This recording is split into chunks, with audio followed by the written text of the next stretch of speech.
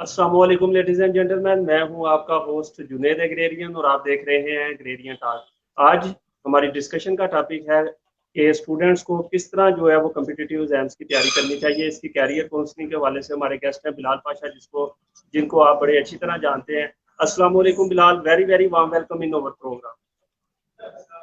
Thank you so much Junaid. First of all मैं खुद से पहले आपको अप्रिशिएट करना चाहता हूँ because you are doing a very good job not only this time but since I know you from 2010 we joined the university and you was doing for the work for the agrarian society and blah blah. I always you know आपको हमेशा दौड़ते भागते देखा है तो चलो आपको इसका अजर दें। You are doing a good job. Thank you so much Bilal. Bilal, मैं चाहूँगा कि आप अपना एक brief introduction specially about your professional struggles and the motivation behind your professional achievements. Okay मैं इसको बड़ा अपना वो एग्रीकल्चर यूनिवर्सिटी की गिर्दी घुमाऊंगा सारा। ठीक है। मेरा प्रोफेशनल करियर एज इन 2010 में स्टार्ट हुआ क्योंकि मेरा 2010 से दिए 2014 में बीएससी हो गई और अराउंड 2017 में एमएस हुआ एग्रोनॉमी में। तो जब मैं मेरे ख्याल में एमएस में था तो साथ में ही सीएसएस की तैयारी स्टार्ट कर दी थी और मेरी 2017 में मतलब जिसमें एमएस हुआ मेरी फर्स्ट अटेम्प्ट थी, लेकिन तब इतनी अच्छी तैयारी नहीं थी क्योंकि साथ में वो एमएस भी था और चीजें भी थी, जॉब शॉप भी साथ स्टार्ट हो गई थी और उसके बाद ऐसे जो है ना वो फ्लंक हो गया था। तो 2018 में मेरी सेकंड अटेम्प्ट थी जिसमें मैंने सीएसएस क्वालिफाई किया। बिलाल, इससे पहले कि हम अपना कम्पिटिटिव एग्जाम्स के बारे में क्वेश्चन आंसर सेशन का आगाज करें, मैं आपसे रिक्वेस्ट करूंगा कि वो वजह बता दें जिस बेस पे आपने बीएससी ऑनर्स एग्रीकल्चर साइंस में एडमिशन लिया और इसको सोचा कि ये प्रोफेशनल कैरियर के लिए जो है अच्छा डिसिप्लिन है। वेल मैं बड़ा कैंडिड इसका जवाब दूंगा, मैं कोई घुमाऊं फिराऊंगा नहीं। एक्चुअली मुझे मतलब कोई बेसिक गाइडलाइन तो थी नहीं घर की तरफ से कि यार ये करना है ये करना है ये करना है। It was everything on my own. तो मतलब बस यही था कि यार इस यूनिवर्सिटी में जरा स्कॉलरशिप वगैरह अच्छे मिल जाते हैं और आप बड़ी जल्दी अर्निंग स्टार्ट कर देते हैं लाइक होम ट्यूशन वगैरह और एंड ऑल दैट। तो फिर मैंने that was the only thing I joined university of agriculture Faisalabad. Regarding profession तो मैं अगर इसको इस तरह सम करूं कि एग्रीकल्चर एक ऐसी डिग्री है कि जो आपको कभी भूखा नहीं मरने देती। You always get very good job. मतलब मैं अगर बात करूं तो मुझे जो एग्रीकल्चर की तरफ से जॉब मिली है वो दो मिली। एक जो है मैं पहले प्राइवेट सेक्टर में काम कर रहा था सेवन एंटरप्राइजेस में और उसके बाद मैंने बरानी एग्रीकल्चर ट्रेनिंग इंस्टीट्यूट में ग्रेड 17 की जॉब की। ठीक है। लेकिन साथ में थोड़ा अच्छा एनवायरनमेंट मिला, वहां पे तैयारी करने का अच्छा मौका मिला तो फिर मैंने सब इंस्पेक्टर की भी जॉब वो इसी जारी बात है यूनिवर्सिटी से ही तैयारी की थी। और उसके बाद मुझे के और असिस्टेंट डायरेक्टर की जॉब मिली, वो भी जाहिर बात है इसी यूनिवर्सिटी में तैयारी करके मिली। और अगर मैं सम करूं तो मैं आज जो भी हूं वो मैं अपनी यूनिवर्सिटी की वजह से हूं। ठीक है। और रिगार्डिंग कंपेटिटिव एग्जाम से पहले की बात करूं तो वो जो एक लोगों का कॉमन ड्रीम होता है, एक मतलब वैसे ख्याल होता है कि यार नौकरी होनी चाहिए कुछ करना चाहिए, तो कंपेटिटिव एग्जाम से पहले भी इसी यूनिवर्सिटी के सहारे ही मैंने प्राइवेट जॉब भी अच्छी स्टार्ट कर ली थी और मैंने गवर्नमेंट सेक्टर के अंदर 17 की जॉब स्टार्ट कर ली थी। तो मुझे अपनी university for the sake of for the professional career मुझे कभी बुरी नहीं लगी। हाँ लेकिन मैं जुनेद यहाँ पे एक बात जरूर ऐड करना चाहूंगा कि यार देखो हम लोग अगर खुद ही कुछ ना करें फिर तो हमारे पल्ले कुछ नहीं ना। अगर हमने एग्रीकल्चर की जो है ना वो डिग्री कर ली है और हमें एग्रीकल्चर का पता ही नहीं है तो फिर ये गलत बात है। लाइक वो अगर आप उस चीज में आप ऐसा ही ना कर सकें, मतलब मैं अगर ये कहता हूँ देखिए एग्रीकल्चर में कितने बड़े बड़े नाम हैं, they people are doing a very great job and believe me they are earning in millions. तो उन्होंने उसी सेक्टर से कमाया ना। मैं बस यही कहूंगा कि जो लोग अभी डिग्री कर रहे हैं तो प्लीज अपना दरमियान वाला इंटर्नशिप आता है उसको मिस ना करें, किसी इंस्टीट्यूट के साथ अच्छी इंटर्नशिप करें। ठीक है। और उसके बाद अपनी जिस फील्ड में आप एजुकेशन हासिल कर रहे हैं उसके बारे में एटलीस्ट आप एक्सपर्ट जरूर हो। आपने हॉर्टिकल्चर में कर लिया, आपको बेसिक एनुअल फ्लावर्स और समर फ्लावर्स नहीं पता। आपने एग्रोनॉमी में कर लिया, आपको बेसिक क्रॉप्स का नहीं पता। और मैं बस आखिरी बात के साथ इसको सम करूंगा कि मैं अक्सर ये सोचता हूँ कि जब भी आप डिग्री कर लें, आप समझे कि मैं कंपनी का सीईओ हूं और आप खुद ही अपने आप को इंटरव्यू दें और फिर खुद महसूस करें कि क्या मैं खुद अपनी कंपनी में अपने आप को रखूंगा। तो ऑनेस्टली जवाब जो ना वो नो में आएगा। तो फिर जब आप खुद ही रखेंगे, कोई आपको क्यों रखेगा? सो द थिंग इज, आप जिस भी फील्ड में है, be very expert in it. Bilal, आपकी फॉलोअरशिप बड़ी ज़बरदस्त है और लोग आपको जो है बड़ी रिस्पेक्ट देते हैं। मेरा जब मैंने स्टेटस अपडेट किया, मुझे बड़े यानी कि अब जो स्टूडेंट्स हैं हमारे बहुत सीरियस से आपके इंटरव्यू के हवाले से। तो मैं चाहूँगा कि एक जो जनरल ओवरव्यू है सीएसएस का, सिविल सर्विसेज का, उस हवाले से हमारी ऑडियंस को आप गाइड करें। ठीक है जी। मैं एक ब्रीफ ओवरव्यू दे दूं सीएसएस का। जी, एक जनरल ओवरव्यू सीएसएस का क्या है और हमारे एग्रेरियंस को इसकी तैयारी क्यों करनी चाहिए? ठीक है। अच्छा जुनेद, फर्स्ट ऑफ ऑल तो सीएसएस एक कंपेटिटिव एग्जाम होता है। ये तो सबको ही पता होगा कि इसमें 12 जो है ना वो पेपर होते हैं।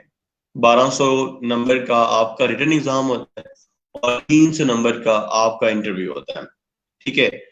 अच्छा, अब सीन ये होता है कि इन 1200 में जो 6 हैं दे आर कंपल्सरी, लाजमी करने हैं। इसमें इंग्लिश ऐसे है, इंग्लिश प्रेसी है, इस्लामियात है, जनरल साइंस है, पाकिस्तान अफेयर है। ठीक है। और 6 जो हैं वो आपके ऑप्शनल हैं। अब उसमें ऑप्शनल में मैं साथ ही बताता चलूं, क्योंकि अगला सवाल जारी बात बार बार यही होगा कि एग्रेरियंस को कौन से ऑप्शनल्स लेने चाहिए। ठीक है। तो टू बी वेरी ऑनेस्ट, अगर मुझसे कोई एग्रेरियन मशवरा ले तो बड़ा सिंपल सा पैटर्न है एग्रेरियन के लिए कि उनको बस 2 ऑप्शन है, या तो वो आईआर रखें या वो पॉलिटिकल साइंस रखें। इन दोनों में से उन्होंने एक ऑप्ट करना है और मैं प्रेफरेबली इनको कहूंगा कि वो आईआर रखें। उसके बाद एक उनको ऑप्शनल हिस्ट्री में रखना होता है, इसमें या वो पाकिस्तान हिस्ट्री रख लेते हैं या वो यूएस हिस्ट्री रख लेते हैं, ये सब कुछ। तो इसमें मैं उनको रिकमेंड करूंगा कि वो जो है यूएस हिस्ट्री ले लें। उसके बाद जुनेद एक नीचे ग्रुप होता है जिसमें सब्जेक्ट्स होते हैं Punjabi, geography, sociology and all that. तो मैं ये कहूंगा कि जो तो उसमें पंजाबी हैं, जिनको पंजाबी बोलनी आती है, वो तो विदाउट एनी डाउट पंजाबी रखें। और जिनको पंजाबी नहीं आती वो प्रेफरेबली ज्योग्राफी रखें, क्योंकि हमारी एग्रीकल्चर काफी हद तक ना जो है ना वो जियोग्राफी से मैच होती है। ठीक है। बाकी जो एक ग्रुप बच जाता है, और ये बहुत बड़ी डिस्कशन भी है कि क्या एग्रीकल्चर रखना चाहिए या नहीं रखना चाहिए एज एन ऑप्शनल सब्जेक्ट। अगर तो मैं बात करूं, और अगर मुझे किसी चीज ने रगड़ा लगाया है सीएसएस में, तो वो एग्रीकल्चर ही थी। मेरे फर्स्ट अटेम्प्ट में 34 मार्क्स थे एग्रीकल्चर में, मैंने एमफिल किया एग्रोनॉमी में, और सेकंड अटेम्प्ट में भी ऑलमोस्ट इतने ही थे। लेकिन उसके बावजूद भी मैं बता रहा हूँ कि अगर मैं थर्ड अटेम्प्ट दूंगा, मुझे नहीं पता मैं दूंगा या नहीं दूंगा, तो मैं फिर भी एग्रीकल्चर ही रखूंगा। इसका एडवांटेज है बहुत ज्यादा। इसका जो सबसे पहला एडवांटेज ये है कि जब आप उसकी तैयारी कर रहे होते हैं एग्रीकल्चर की, तो आपके सब्जेक्ट की तैयारी बड़ी अच्छी हो जाती है। अगर वो आपसे इंटरव्यू में क्वेश्चन पूछता है तो आपको पता होगा। दूसरी बात यह है कि अगर मेरे मार्क्स कम आए हैं, तो मे बी उन दिनों में वो कुछ ऐसा सिस्टम चल रहा होगा, मेरे मार्क्स कम आए, मे बी अगलों अगलों के मार्क्स बड़े अच्छे आ जाए। बिकॉज मैंने देखा 2019 में, 2020 में लोगों को एग्रीकल्चर में बड़ा अच्छा स्कोर आया है। ठीक है। तो अब भी मैं इसको सम करूंगा कि एग्रीकल्चर वालों के लिए जो एक best combination of optional subjects बनता है, वो नंबर 1 आईआर बनता है, number 2 US history, number 3 Punjabi, and number 4 international relations, and number 5 अगर वो इंटरनेशनल लॉ रख लें। This would be the best combination. दूसरी बात है कि एग्रेरियंस को क्यों आना चाहिए सिविल सर्विस में। तो देखें जी, 2 ही बातें हैं, या आपने पैसा कमाना है या आपने इज्जत कमानी है। ठीक है। अगर तो आपने पैसा कमाना है, तो फिर तो मैं खुदा की कसम बिल्कुल सच्ची बात कर रहा हूं कि आप एग्रीकल्चर फील्ड में रहें। अगर आपने पैसा कमाना है कि प्राइवेट सेक्टर ज्वाइन करें, 5-6 साल रज के मेहनत करें, अपने फील्ड को अंडरस्टैंड करें, और 5-6 साल बाद you would be earning in million. ठीक है, अगर पैसा नहीं कमाना, पैसा जैसा है पास में, या अगर इज्जत चाहिए, तो फिर आ जाए आप सिविल सर्विस में। अब मैं क्योंकि आज अपने लिए बात कर रहा हूँ, एग्रेरियंस के लिए बात कर रहा हूँ, और अपने फील्ड के लिए बात कर रहा हूँ, अपने लोगों के लिए बात कर रहा हूँ, तो मैं बहुत कैंडिड आज बात करूंगा। सीएसएस ना थोड़ा सा ओवररेटेड भी है, थोड़ा सा। ये चीज ओवररेटेड होती है ना, सीएसएस थोड़ा सा ओवररेटेड है। बच्चों को ये लगता है कि शायद पता नहीं जैसे ही हम सीएसपी बन जाएंगे तो दूध और शहद की नहरें बनने लग जाएंगी और हमारे पास पता नहीं क्या आ जाएगा। No, to be very honest, no. Civil service Junaid itself एक बहुत चैलेंजिंग जॉब है। ठीक है, मतलब अगर आप मेरी ज़ात पे देखें तो अभी देखिए 2018 में सीएसएस पास किया था और अभी तक वही किताबें हैं, वही सारा कुछ है, ट्रेनिंग चल रही है, ऑल दैट। और जब फील्ड में जाएंगे तो बिलीव यू मी, कभी पॉलिटिकल प्रेशर है, कभी कहीं और से प्रेशर, मल्टीपल प्रेशर, और आपको उसी फील्ड में काम करना होता है। और जब उस फील्ड में काम करके आपकी अर्निंग की बात आती है कि आप अर्न कितना करते हैं, तो वहां पे भी एक ब्लॉक लग जाता है कि आपकी पे जो है वो, ये समझ रहे हैं कि बहुत ज्यादा, बहुत हाई पे नहीं होती, you would be earning normally. लेकिन इसके साथ जो एसोसिएट चीजें हैं, हाँ, वो ये बहुत अच्छा है कि आपको घर हमेशा बहुत अच्छा मिलेगा, आपके पास गाड़ी बहुत अच्छी होगी। And the third most important thing, you would have a social respect in society, in your work and in your domain। लेकिन वो जो सोशल रिस्पेक्ट भी है, उसके लिए भी एक पैरामीटर है। अगर आपने सिविल सर्विस में आके अच्छा काम किया, अच्छा परफॉर्म किया, आउटपुट दिया, तो वो सोशल रिकग्निशन भी तब अटैच रहेगी, अदरवाइज वो भी नहीं रहती। तो मैं डिस्करेज नहीं करूंगा, I will encourage all the people to join the civil service. उससे पहले ये बेसिक क्वेश्चन वो जरूर एड्रेस करें कि उनको करना क्या है, उनको पैसे कमाने हैं या उनको रिस्पेक्ट कमानी है। ठीक है, तो उसके बाद वो जरूर आए। और civil service, to be very honest, ये तो सभी जानते हैं कि it is considered as the best service. और मैं इसको एंड इस तरह करूंगा कि अगर सरकारी नौकरी करनी है, अगर सरकारी जॉब करनी है, तो जब करनी है तो फिर कोई बहुत अच्छी करो, तो फिर जरूर सिविल सर्विस ज्वाइन करो।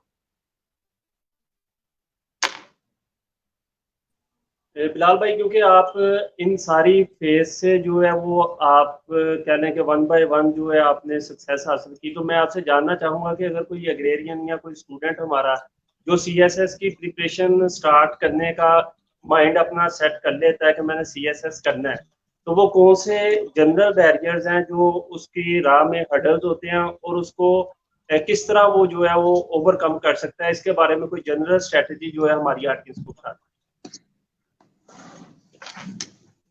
दिनेश भाई, ये आपने बहुत अच्छा सवाल किया है और मेरे ख्याल में हमारी आज की डिस्कशन की सबसे मेन क्वेश्चन ये है। मुझसे एक दफा किसी ने पूछा था कि यार मैंने सीएसएस की तैयारी करनी है, मुझे क्या करना चाहिए, तो मैंने उसको एक जवाब दिया था। वो जवाब आज भी वैसे का वैसे वैलिड है। दिनेश भाई, सीएसएस की तैयारी करने में ना जो सिर्फ एक प्रॉब्लम आता है ना, सिर्फ एक प्रॉब्लम, वो ये है कि तैयारी करने के दौरान सीएसएस के मुश्किल या आसान उसकी मैं बात नहीं कर रहा। तैयारी करने के दौरान जो दूसरे मसाइल शुरू हो जाते हैं ना, अगर कोई बहन सुन रही है तो उसकी शादी का मसला शुरू हो जाता है, अगर कोई बच्चा सुन रहा है तो उसकी नौकरी का मसला शुरू हो जाता है। तो सीएसएस के दौरान जो उसके एसोसिएटेड प्रॉब्लम शुरू, क्योंकि लंबा है ना फेज, ऑलमोस्ट 2 साल लग जाते हैं तैयारी करने में। तैयारी करने के बाद भी रिजल्ट आने में, फिर इंटरव्यू होने में, मैं इसको बाद में भी आता हूँ इसकी तरफ कि लंबा क्यों है, तो टाइम लग जाता है। और उस टाइम में आपके पास जो दूसरी चीजें स्टार्ट हो जाती हैं, अगर आपने उनके ऊपर अपना फ्रेमवर्क कवर कर लिया, then no one can beat you. Regarding तैयारी में जो सबसे अच्छी चीज है, मैं पहले आपको ये बताता हूँ कि इसका प्रोसेस थोड़ा कितना लंबा होता है। प्रोसेस आप उसका ये देख लें कि मैंने 2018 की अटेम्प्ट दी सीएसएस की, और अटेम्प्ट दी फरवरी में, मतलब साल के शुरू में मैंने अपनी सीएसएस की अटेम्प्ट दी। और फरवरी, मार्च, अप्रैल, मई, जून, जुलाई, अगस्त, सितंबर, अक्टूबर, ये 8 महीने, 8 months, इसमें जुनेद भाई मेरा रिटर्न रिजल्ट आया CSS का, ठीक है। उसके बाद अक्टूबर, नवंबर, दिसंबर, जनवरी, फरवरी, कितने हो गए, 12-13 महीने हो गए, ठीक है। उसमें मेरा इंटरव्यू हुआ, ठीक है। इंटरव्यू के बाद फरवरी, मार्च, अप्रैल, मई, जून, जुलाई, अगस्त, सितंबर, उससे मेरा रिटर्न रिजल्ट आया, ठीक है, और सॉरी फाइनल रिजल्ट आया, ठीक है। और ये 15, 16, 17, 18, 19, 20 और अक्टूबर, नवंबर में जाके ट्रेनिंग स्टार्ट हुई। ये हो गए 15, 16, 17, 18, 19, 20, मतलब तकरीबन जो है ना वो एवरेज 2 साल उस जो है ना वो लगते हैं अटेम्प्ट में, जिसके अंदर आप क्वालिफाई करते हैं, ठीक है। तो फर्स्ट ऑफ ऑल जो है, जो पहला काम करें वो अपनी लाइफ को इस तरह प्लान करें कि यार ये 2 साल है, मैंने अटेम्प्ट दे के क्या करना है, मैंने इसमें बाद में इंटरव्यू की तैयारी कैसे करनी है एंड ऑल दैट। जब आपका बेसिक फ्रेमवर्क क्लियर हो जाए, 2 साल है मेरी डोमेन में और इनको मैंने देखना है, तो उसमें आप क्या करें, अगर तो आप BSc कर रहे हैं, तो अगर आप उसमें तैयारी करते हैं तो you would be doing great job, ठीक है। जैसे ही आपका 8वां सेमेस्टर स्टार्ट होता है, आप इंटर्नशिप पे चले जाते हैं, तो उस टाइम आप अपनी इंटर्नशिप स्टार्ट करते हैं, ठीक है। अब उसके बाद जो अगला क्वेश्चन स्टार्ट हो जाता है कि फिर तैयारी करने के दौरान फिर MS स्टार्ट करें या ना करें, ठीक है। तो ये भी बहुत बड़ा क्वेश्चन है। मैं खुद जुनेद भाई इस क्वेश्चन पे 5 महीने सोचता था कि मैं क्या करूं, मैं क्या ना करूं, लेकिन फिर मैंने MS करना स्टार्ट कर ही दिया, ठीक है। तो मेरा भी यही मशवरा है, क्योंकि CSS एक ऐसी चीज नहीं है कि आप दुनिया जान के सारे काम छोड़ के CSS करने लग जाए, नहीं, आई वुडंट सजेस्ट दैट। आप हमेशा 2 ऑप्शन रखें, आपके पास प्लान बी जो है ना वो लाजमी होना चाहिए हर हाल में। अच्छा, मैंने क्या किया कि मैंने BSc में एंड सेमेस्टर में अपनी तैयारी स्टार्ट की, और फिर आपको पता है कि मैं जो है ना वो I have been self made person, मुझे अपने आप को मैनेज भी करना होता था, अपने एक्सपेंसेस भी खुद ही मैनेज करने होते थे एंड ऑल दैट। तो मैंने साथ में MSc भी स्टार्ट कर दी और तैयारी भी स्टार्ट कर दी। तो आपको पता है कि मैं 3 काम कर रहा था, तैयारी भी कर रहा था और साथ में मतलब अपनी जॉब भी कर रहा था और साथ में जो है वो MS भी कर रहा था, तो इतना अच्छा टाइम नहीं मिला। लेकिन फिर भी मुझे जो लगता है कि मैं बड़ा वेल टाइम आया कि जैसे मेरी MSc हुई, उधर से मेरी तैयारी बड़ी अच्छी हो गई थी, मैंने अटेम्प्ट दी और साथ में मैंने गवर्नमेंट की जॉब स्टार्ट कर दी। तो वो जो मेरा सर्विस था वो भी काउंट होगी मेरी जॉब में, और मैंने तैयारी भी कर ली। सो अगेन मैं सम इस तरह करूंगा कि अगर आप बैचलर में हैं, BSc कर रहे हैं, तो पहला काम ये करें कि जैसे ही आपका 8वां सेमेस्टर होता है, स्टार्ट होता है, उसके उसके साथ ही आप तैयारी स्टार्ट कर दें, ठीक है। और जब आप MS तक पहुंचे तो आपकी तैयारी भी अच्छी हो चुकी होनी चाहिए, और आप जो है मतलब CSS के अटेम्प्ट भी दे दें। और जो लोग, जिन लोगों का MSc में है और वो उसमें है, तो उनके लिए मैं सबसे अच्छी एडवाइस ये दूंगा कि देखो, जो एक सच्ची बात है वो ये है कि तैयारी के दौरान जो सबसे ज्यादा चीज जरूरत होती है वो पैसे तो चाहिए होते हैं, इसमें कोई शक नहीं है। आपने किसी और शहर में जाके रहना है, आपने वहां पे हॉस्टल जो है ना वो ज्वाइन करना है या किसी टीचर को ज्वाइन करना है एंड ऑल दैट। जो लोग MSc में है, मैं उनको ये एडवाइस करूंगा कि थोड़ी सी अपने पॉकेट में अपनी सेविंग्स करें, किसी भी तरीके से करें, और जैसे ही MSc होती है, ठीक है, तो साथ में ही वो जो सेविंग होगी यूटिलाइज करें, किसी अच्छे शहर में आके, लाहौर में आके या इस्लामाबाद में आके कोई एक किसी एकेडमी का एक सेशन ले लें। अब एकेडमी ज्वाइन करनी चाहिए या नहीं करनी चाहिए, अगेन ये एक बहुत बड़ा क्वेश्चन है। अगर मुझसे पूछेंगे तो मैं आपको ये कहूंगा कि आप किसी भी एकेडमी का एक सेशन ज्वाइन कर लें, ठीक है। अब मैं कहूंगा कि शायद मैं कोई एकेडमी को प्रमोट कर रहा हूँ, मैं तो ना किसी एकेडमी में पढ़ा रहा हूँ अब आजकल, और ना मैं किसी एक पर्टिकुलर एकेडमी का नाम ले रहा हूँ। एकेडमी का सेशन ज्वाइन करने का फायदा ये होता है कि वो जो तैयारी आपने खुद करनी होती है, वो जो रास्ता आपने खुद तलाश करना था। अगर मैं अपनी बात करूं तो मैंने जब 8वें सेमेस्टर से तैयारी स्टार्ट की और मुझे जो 2 साल उन चीजों को देखने में लगे कि कौन सी चीज करनी है, कौन सी चीज नहीं करनी है, और वो जो टाइम वेस्ट हुआ, मैं ये समझता हूँ कि मैंने टाइम पे एकेडमी ज्वाइन कर ली होती तो मेरा वो टाइम जो है ना वो बच जाता। तो मैं अगेन रिपीट करूंगा कि जो लोग तो अपने BSc में हैं, तो वो कोशिश करें कि अपने बैचलर के लास्ट सेमेस्टर से तैयारी स्टार्ट करें, और MS करना है नहीं करना है इट्स अप टू यू। और जो लोग MS में हैं वो थोड़ी सी अच्छी सेविंग करें, जैसे डिग्री होती है तो साथ में अपनी जो ना वो तैयारी स्टार्ट कर दें। बट मैं एंड में ये कहूंगा कि this is a very good advice कि जैसे ही आप अपनी अटेम्प्ट दें, अपना जो पैशन है उसको ना छोड़ें, उसको अपने साथ रखें, ठीक है। कि क्या करें कि जैसे ही अटेम्प्ट दें, जो 100 नंबर की जॉब्स होती हैं उनकी तैयारी शुरू कर दें। पीपीएससी की, एफपीएससी की, कोई मर्जी किताब ले लें, उसमें जो पास पेपर है उसकी तैयारी अच्छी शुरू कर दें।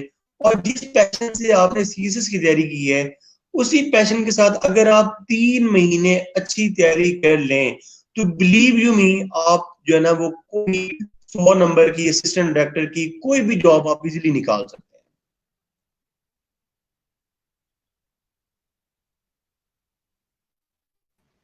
हैं। बिलाल भाई, मैं आपसे जानना चाहूँगा कि हमारी मेजॉरिटी जब सीएसएस की तैयारी शुरू करती है तो कुछ इमोशनल स्विंग्स होते हैं, एग्जॉस्टिवनेस होती है, कंफ्यूजन्स होती हैं, जो कि बहुत बड़ा कह लें कि बैरियर का रोल प्ले करती हैं।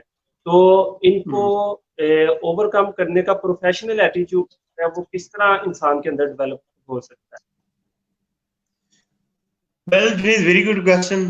ठीक है, और मैं जैसे कि मैंने पहले बताया कि सीएसएच की तैयारी के दौरान जो एक ही चीज आपको हैम्पर करती है, वो जो दूसरे मसाइल स्टार्ट हो जाते हैं वो आपको हैम्पर करते हैं। ठीक है, और ये ऑलमोस्ट सारे के सारे दूसरे मसाइल हैं। तो क्योंकि आपने एक प्रोफेशनल लाइफ ज्वाइन करनी है, तो उसके लिए आपका जो एटीट्यूड है वो भी बड़ा प्रोफेशनल होना चाहिए। अगर आप मुझसे पूछें कि मैंने ये सारा कुछ कैसे किया, तो मैं जुनेद, मेरे ध्यान में बस एक ही बात होती थी कि यार बिलाल पाशा, मैं फेल नहीं होना चाहता। मैं अपनी जिंदगी में फेल होना अफोर्ड नहीं कर सकता, क्योंकि अगर मैं फेल होता तो मेरे पीछे एक लंबी लाइन थी, तो जो पढ़ रही थी, बच्चों ने भी पढ़ना स्टार्ट किया था, क्योंकि मेरी फैमिली में जरा पढ़ाई का ट्रेंड कम था। तो मुझे पता था कि अगर मैं फेल हो गया तो उनको किसी ने पढ़ने नहीं देना, उन्होंने कहना कि उनने पढ़ के तीर मार लेना है, तो तुमने पढ़ के कौन सा तीर मार लेना है। तो कंटिन्यूसली ये माइंड में चल रहा था कि यार I can't afford to fail myself at any level. ठीक है, तो इसी चीज से बार बार मोटिवेशन मिलती रही। और जो जिन्हें सबसे अच्छी मोटिवेशन मुझे मिली वो ये थी कि मैंने अपनी लाइफ में बहुत जल्दी अर्निंग स्टार्ट कर दी। आप तो मुझे जानते होंगे, लाइक बैचलर लेवल से अर्निंग स्टार्ट कर दी थी। तो जब आप अर्निंग स्टार्ट करते हैं ना, वो अल्टीमेटली आपको ना बड़ी जल्दी से आपको बड़ा कर देती है। बड़ी जल्दी आपके अंदर ना एक मोटिवेशन लेवल अर्न करना शुरू कर देती है। बिकॉज जब आप 4,000 कमाते हैं तो आपका दिल करता है कि यार मैंने 8,000 पे कैसे जाना है। और जब आप 8 कमाते हैं तो दिल करता है यार मैंने 16 पे कैसे जाना है। और जब 16 कमाते हैं दिल करता है 32 पे कैसे जाना है। तो मैं ये रिकमेंड करूंगा कि एज अर्ली एज पॉसिबल अपनी लाइफ में अर्निंग स्टार्ट करें। और जब आप अर्निंग स्टार्ट करते हैं तो पता नहीं, ये कोई अल्लाह की तरफ से कोई ऐसा कनेक्शन है कि जैसे ही आप अर्निंग स्टार्ट करते हैं, आप अल्टीमेटली रिस्पॉन्सिबल भी हो जाते हैं। आप अल्टीमेटली अपनी इमोशनल चीजों को भी कैरी कर लेते हैं। और यार सारे बच्चे जो है ना वो जवान जवान नहीं होंगे, तो थोड़ा सा यही बात है कि यार जेब में चार पैसे होना, तो साथ वाले भी अट्रैक्ट होते हैं और साथ वालियां भी अट्रैक्ट होती हैं। तो थोड़ा सा अर्निंग बड़ी जल्दी स्टार्ट कर दें, तो इस चीज से आपको कॉन्फिडेंस भी मिलेगा, आपकी लाइफ डिसीजन भी अच्छे होंगे, और एंड ऑल दैट। तो थिंक इज कि अपने आप को मोटिवेट करने के लिए मुझे जो चीज नजर आई ना वो अर्निंग थी। मैंने लाइफ में बड़ी जल्दी अर्निंग स्टार्ट की, और फिर हमेशा मोटिवेट रखा कि यार अब इससे आगे कैसे जाना है।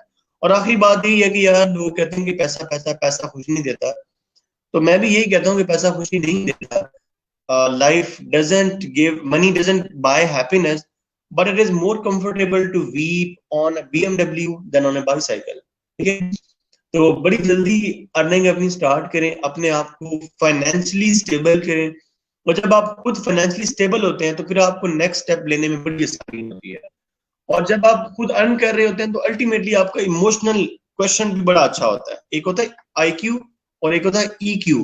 तो जो आपका ईक्यू क्वेश्चन, वो अल्टीमेटली जब आप अर्निंग फेज में आ जाते हैं तो वो ठीक होने लग जाता है। तो I I request all of you और अग्रेरियन फेलोज कि ड्यूरिंग योर जर्नी आप अपने जो है ना ये चीजें इस तरह मैनेज करें कि आप अर्निंग किसी ना किसी तरीके से स्टार्ट करें। ठीक है, और वो स्टार्ट करके फिर अपने आप को वहां तक जो है ना लिमिट ना करें, उससे आगे जाने का सोचें। और जब आप आगे जाने का सोचेंगे तो ultimately you will feel good, और आपको कोई भी हैम्पर चीज नहीं करेगी।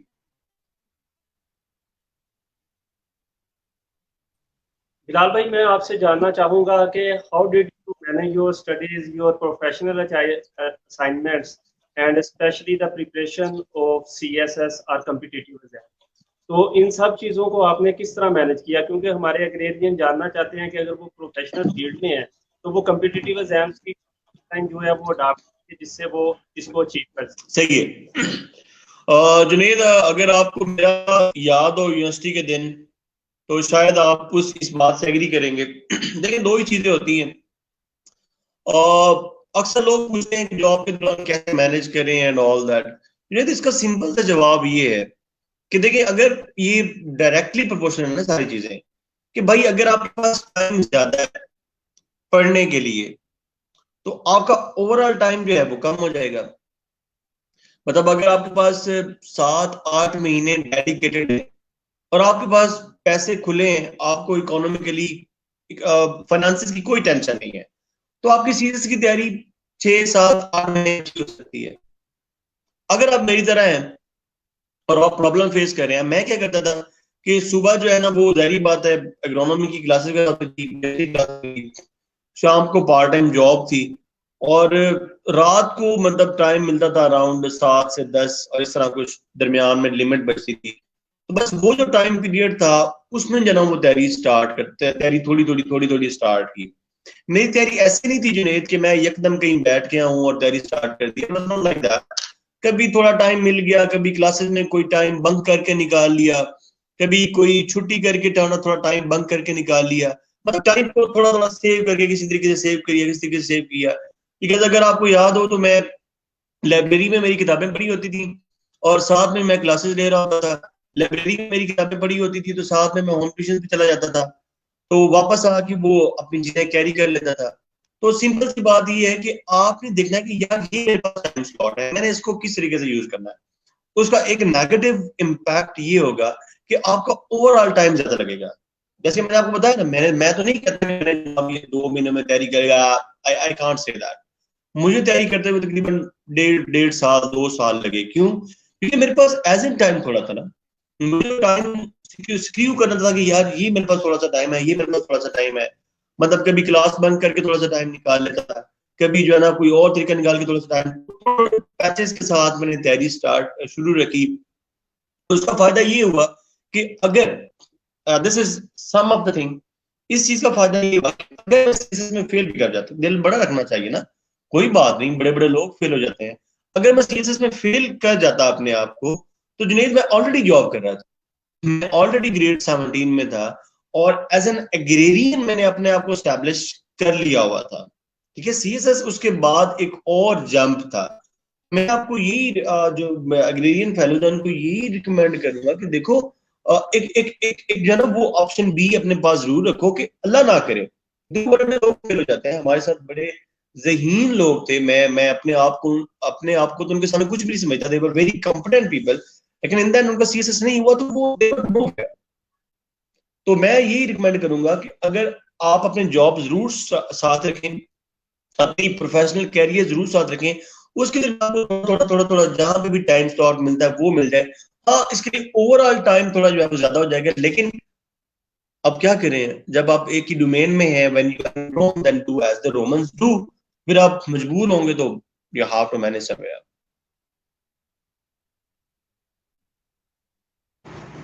बिलाल भाई, अगर मौजूदा दौर की बात करें तो इसमें जो आईसीटीज हैं या ई मीडिया है, सोशल मीडिया है, इसने जो एक कम्युनिकेशन गैप था, जो कनेक्टिविटी का गैप था, उसको बहुत हद तक मिनिमाइज कर दिया है। तो आपका भी channel learn with Bilal Pasha बहुत ज़बरदस्त है। मैं ऑडियंस से रिक्वेस्ट करूंगा कि उसको लाजमी सब्सक्राइब करें, और बहुत इंफॉर्मेटिव जो है वो वीडियोज आते हैं।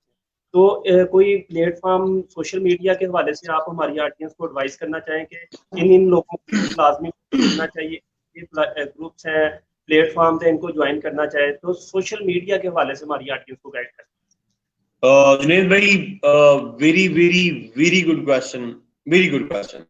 मैं इसको सम करूंगा कि जुनेद, अगर आपके पास यूट्यूब है और अगर आपके पास न्यूज़पेपर है, आई रिपीट, अगर आपके पास यूट्यूब है, अगर आपके पास न्यूज़पेपर है, आप घर बैठ के सीएसएस कर सकते हैं। मैं कभी कभी सोचता हूँ आप YouTube पे CSS से रिलेटेड कुछ भी लिखें, किसी भी सब्जेक्ट का, आपको सारा डाटा, आपको इतने अच्छे लेक्चर्स वहां पे अवेलेबल होंगे। जैसा ये चैनल है स्टडी IQ, इंडियन चैनल है, they are doing a very good job, इतने अच्छे अच्छे लेक्चर्स बना के लगाते हैं। मेरा पेज है, मैं वहां पे मोस्टली अच्छे अच्छे लेक्चर्स लगाता हूँ। और यूट्यूब पे जितने हमारे टॉपर्स थे, 46 के थे, 47 के थे, उनके मल्टीपल लेक्चर्स पढ़े हैं। CSS ऐसे ऐसे कितनी बड़ी चीज है ना CSS में। मैं हल्फन कह रहा हूं कि मैं CSS ऐसे सारा का सारा यूट्यूब से किया, बड़ी अच्छी वीडियोस बड़ी हैं। इंग्लिश कितना बड़ा जो है ना वो एक गैप कंसीडर किया जाता है, मैंने अपनी सारी इंग्लिश यूट्यूब से तैयार की। कैसे? देखो, आप इंग्लिश कर रहे हो, आपको पता है कि यार 5 6 7 मेन चीजें हैं, नाउन है, प्रोनाउन है, एडवर्ब है, एडजेक्टिव है, आर्टिकल है, ये सारी चीजें हैं। अब आप कभी यूट्यूब पे सर्च तो करें कि नाउन सर्च करें, आपको जुनैद भाई थाउजेंड्स ऑफ लेक्चर्स मिल जाएंगे। आप प्रोनाउन सर्च करें, आपको थाउजेंड्स ऑफ लेक्चर्स मिल जाएंगे, और वो लेक्चर्स एक्सपर्ट के होते हैं। वो लेक्चर्स इतने अच्छे होते हैं कि वो लेक्चर्स आपकी ना सिर्फ आपको पढ़ाते हैं, बल्कि इन द एंड आपको वो टेस्ट भी लेते हैं। तो आपने बड़ा अच्छा क्वेश्चन किया कि अगर आपके हैंड में सोशल मीडिया है और आप उसको उसी तरीके से यूज करते हो जो उसका फायदा है, जो उसका फायदा उस तरीके से, ना कि आप उसमें टाइम वेस्ट करते हो, तो believe you me, everything is available on YouTube. आपको पास देके, आपको करके, आपको इंटरनेशनल रिलेशंस की, इंटरनेशनल लॉ के, पॉलिटिकल साइंस के, there would be hell of things on YouTube. English बड़ा चैलेंज है। मैं कहता हूं कि आप इंग्लिश की कोई चीज पढ़ें, आप राइटिंग प्रैक्टिस कर रहे हैं, आपको कोई चीज उसमें स्टम्बलिंग मिलती है, just search on YouTube, you will find such a wonderful lectures. मैं पिछले दिनों एक लेटर लिख रहा था, ऑफिशियल लेटर था, तो मुझे कंडीशनल बोल रहा था। इंग्लिश में कंडीशनल होते हैं, first conditional, second conditional, third conditional. तो conditional was missing from my mind. मैंने कहा यार याद नहीं आ रहा था। मैं किसी को सोचा कि किसी दोस्त से पूछ लेता हूँ। मैंने कहा यार मैं पागल हूँ, मैं किस दौर में रह रहा हूँ कि इस दौर में रह के भी मैं दोस्तों को कंसल्ट कर रहा हूँ। और मैं I search on YouTube, they believe you me, वहां पे कंडीशनल्स के लिए कुछ 7 8 लेक्चर, मैंने एक लेक्चर सुना, 2 सुने, हर लेक्चर अगले लेक्चर से नेक्स्ट लेवल का था। और मुझे उतनी अच्छी कंडीशनल की समझ आई कि मुझे जिंदगी में कभी समझ नहीं आई। Yes, your question is very relevant कि social media, particularly YouTube, is such a good source of information and you can find almost everything on YouTube. So अगर आप रोजाना अखबार पढ़ें, अपना नॉलेज को अपडेट करते रहें, और जो चीज समझ ना आए जस्ट YouTube से कंसल्ट करें, and you will be all the way doing a very good job.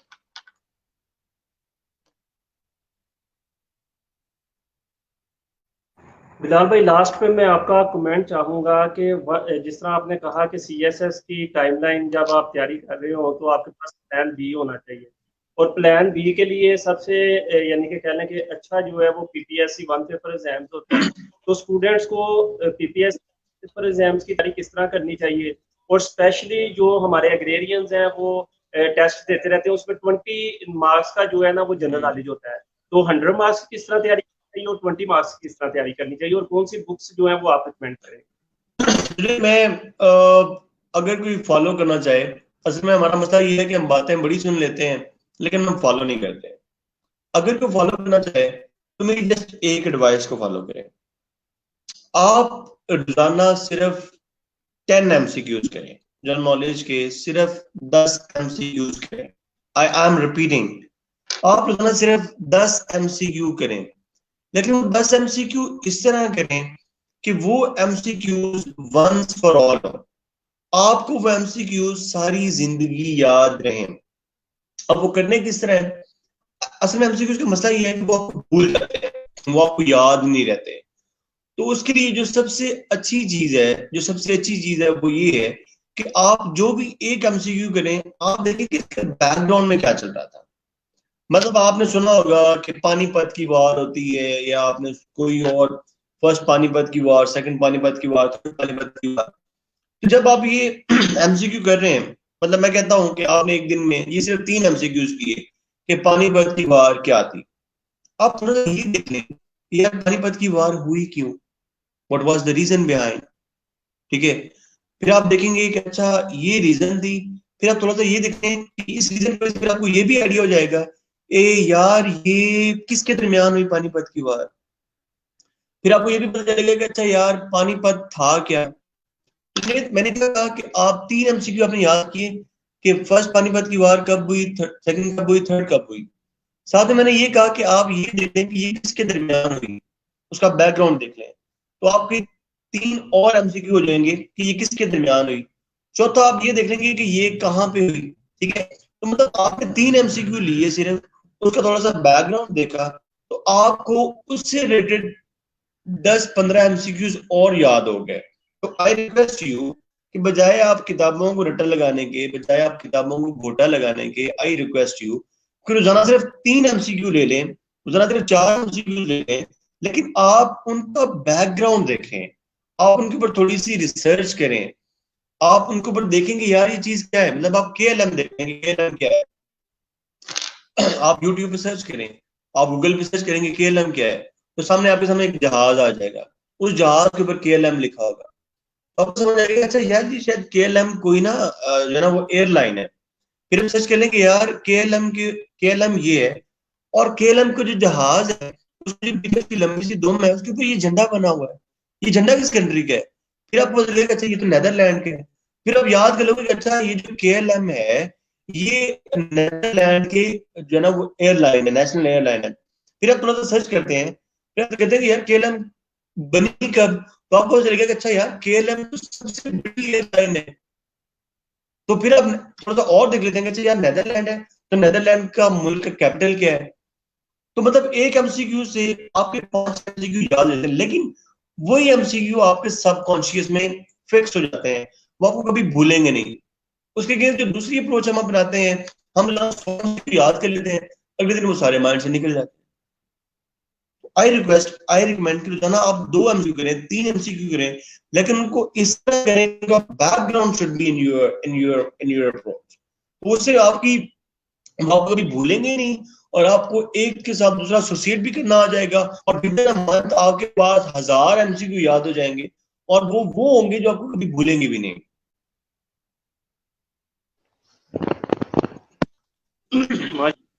हम आपको फॉलो करते रहते हैं। आपका जो यंग कम्युनिटी के लिए इस हवाले से वर्क है बड़ा ज़बरदस्त है, और हम काफ़ी आपसे जो है वो इम्प्रेस हैं। तो लास्ट में मैं चाहूँगा कि एग्रेरियन टॉक के लिए कोई सजेशन, कोई एडवाइस जो आप देना चाहें कि हम किस तरह इसको इम्प्रूव कर, मोर इफेक्टिव किस तरह कर सकते अग्रेरियन टॉक भी बहुत अच्छा काम कर रही है, doing a very good job.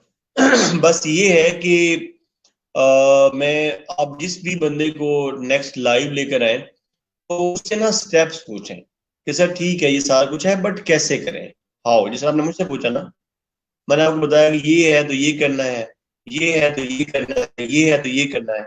तो आप उनसे ना स्टेप्स पूछें, ठीक है, या सर ये चीज है आपने की, ठीक है, तो अब हम इसको कैसे करें, अब हम इसको कैसे करें। तो डेफिनेटली जब वो चीज आप उनसे पूछेंगे तो जो लोग सुनेंगे उनको भी फायदा होगा एंड ऑल दैट।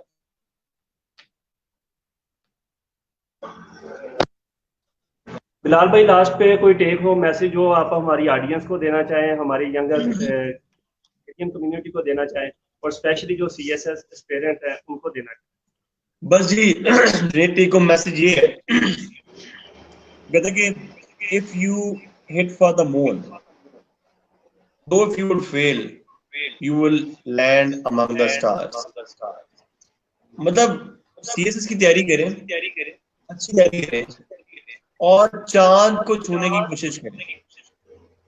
जब चांद को छूने की कोशिश करेंगे ना, अगर चांद तक ना भी पहुंचे, जब नीचे आ रहे होंगे किसी सितारे नजर के बैठ जाएंगे, ठीक है। तो देखो मैसेज यही है, अपनी जो ड्रीम्स हैं उनको बहुत ऊंचा रखें, ठीक है, बहुत ऊंचा रखें, और अपनी जात के अंदर एक कॉन्फिडेंस बिल्ड करें। मतलब मैं अक्सर लोग मुझे कहते हैं कि बड़ा सा ना सेल्फ ऑब्सेस्ड है, तो उससे कहता हूँ कि हाँ मैं हूँ।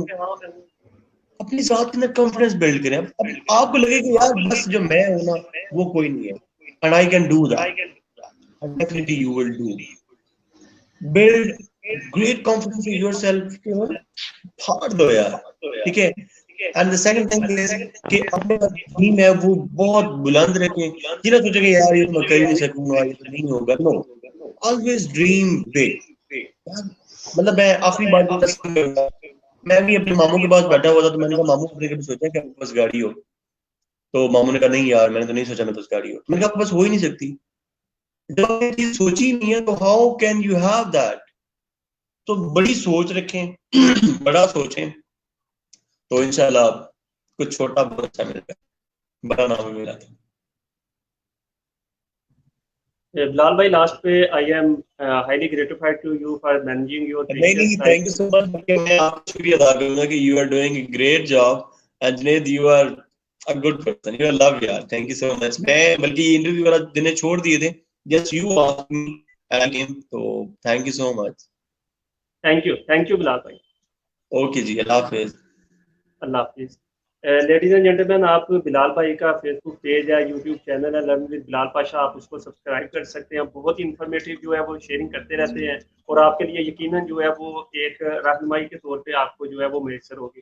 Thank you so much. Allah Hafiz.